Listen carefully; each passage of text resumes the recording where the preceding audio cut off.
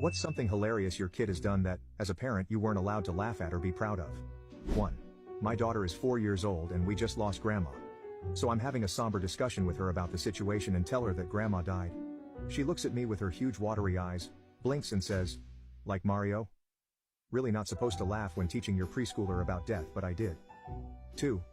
My kid excitedly told me today that he'll be saving up the coal he gets for Christmas for a barbecue.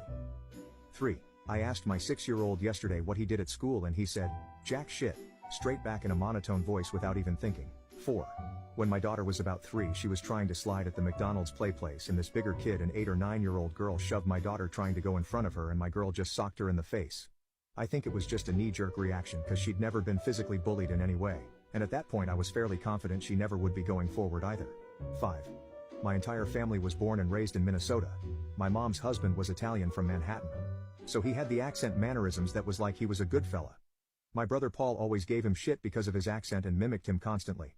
So one day we're hanging out outside in the backyard and my daughter, who was 4 at the time, goes up to my brother and says, Uncle Paulie, watch this." And she walked over to a pile of dog shit and perfectly nailed the posture, hand gesture and accent and goes, "What the fuck is this?" 6. My son was not quite 2. Waited at the mall for pictures with the Easter Bunny, but he gets a little nervous when the moment comes. The Easter Bunny hands him a little rubber ducky, which my son is thrilled about.